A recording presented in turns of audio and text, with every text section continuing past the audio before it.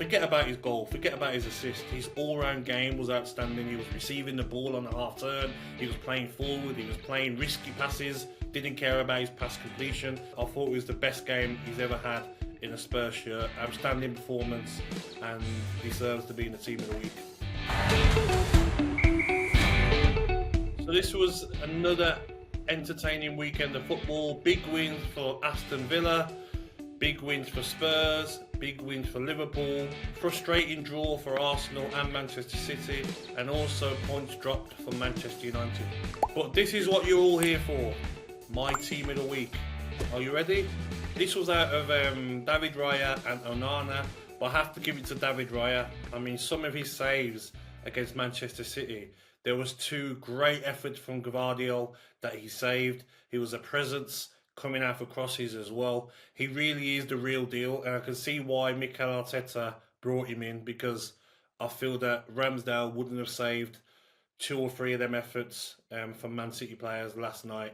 So David Raya been in outstanding form and probably the best goalkeeper in the world at the moment. So my first defender I'm going to pick is Konate. I feel like he didn't start the first game of the season, was brought on at half time for Kwanzaa, and he's been outstanding. A rock solid centre half, pace, aggression, you know, good in the air. Van Dijk is the one that everyone talks about, but for me, Konate this season has been outstanding. Again on the weekend, nothing got past him. He was a rock at the back and deserves to be recognised. Good defender, this guy, one of the best defenders in the league. Can play centre back or right back, wherever you want he could play. Centre mid if you wanted to. It's Ezri Konsa at Aston Villa. He was outstanding at right back. Matty Cash has been injured.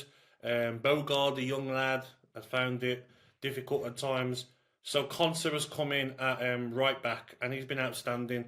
And Aston Villa were drawing 1-1, and he gets in at the back post and taps it home. A great finish, and his versatility is really important to Unai Emery. It gives him a chance to play Diego Carlos centre back, and also Konsa is not a player that gets taken on very much. Outstanding defender. So my third defender is Trent. I think he was outstanding again.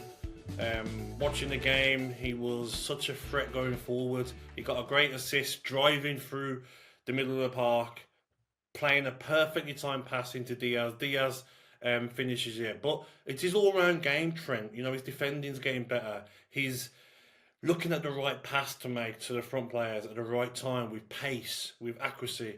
I really think he has had an outstanding start to the season, and Liverpool have to get that contract sorted ASAP. So my next defender is Timber. Calafiori scored, but Timber was rock solid. You know, there's a stat from the game that he didn't complete one accurate pass, but that doesn't matter. His job was to defend, clear the ball, old school defending, getting tight to a dangerous Doku, and I thought he was outstanding. He really is a great signing, and you can see why Arsenal missed him last season. There's no talk of Zinchenko, no one's even mentioning now, because Timber is a must in that Arsenal defence. Rock solid. My final defender is Gabriel. Last season before, you know, people would still say he makes a mistake, he's too lazy on the ball, but this season he's been phenomenal. Last season he was outstanding. The year before he was still getting used to the Premier League. But last night against Manchester City, he should have scored from the first corner and Doku was marking him. Then they changed and Walker was marking him. He couldn't get near him for the goal. But also, I just love his no-nonsense defending. He's not going to be bullied by anyone. He's going to be that leader at the back of that defence. Everyone's raving about Saliba, but Gabriel is the most important defender at Arsenal. And for me, one of the best defenders in the league at the moment. Yep, so my first midfielder, I don't think he gets enough plaudits, is McAllister at Liverpool. You know, it's easy to just pick midfielders in your team in the week who score, but I love the way McAllister, when he receives the ball off the centre halves, he's on the half turn, he can already see his forward pass, and he starts off a lot of attacks for Liverpool. I think he's an outstanding footballer. His footballing brain is top, and he's a real part of this midfield at Liverpool now, and undroppable the way he's playing. So Maddison is the next midfielder. Goal and assist. Let's talk about his goal first of all. You know, he took that like a seasoned pro. You know, running through, great run off the ball. Son puts him through, dink over the keeper, weaker foot.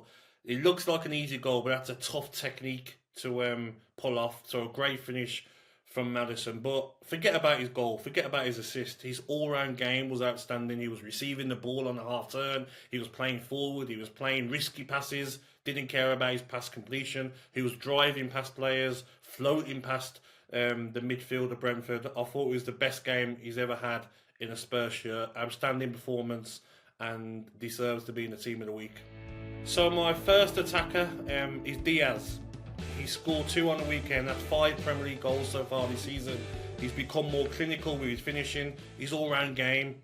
You know, he's a menace to defenders. He doesn't stop. You think you've got a second to rest, he's making a run in behind you.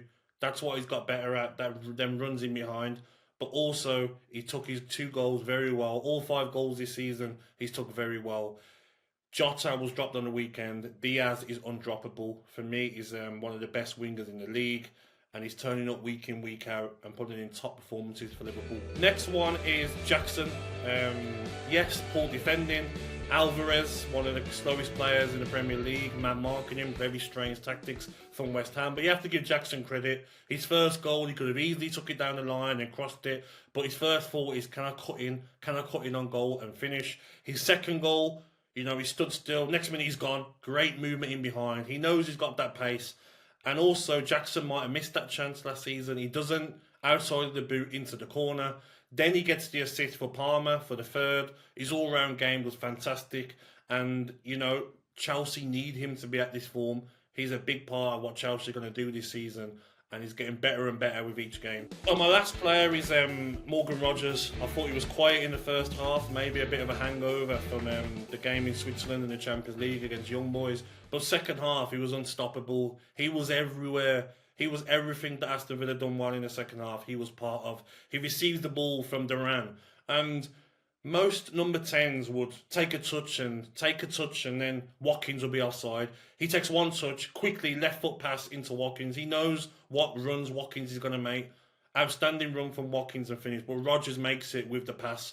His second goal as well. You know, he drifts into that channel. And that's not an easy ball. It might look like it, the ball in for Duran for Aston Villa's third goal. But it's well timed, not too hard, right in his path to finish. But I thought the whole second half, his work rate, his willingness to get on the ball, because sometimes with young players, when you have a poor first half, the second half, you can sort of not want the ball. He's not like that. If it doesn't come off, no problem, give me it again. Doesn't come off, no problem. Second half, pass the ball, I'm going to go and do it again. And that's what he did. And I really like his attitude as a footballer, and he deserves to be in it. So my manager of the week is Unai Emery. I feel that, you know, going 1-0 down again, the pressure's on. What does he do? He brings in the right changes. Maatsen, Barkley, Duran to change the game. That's what top managers do. They make big changes, and that's what Unai Emery did. Another game that come from behind, like the Everton game.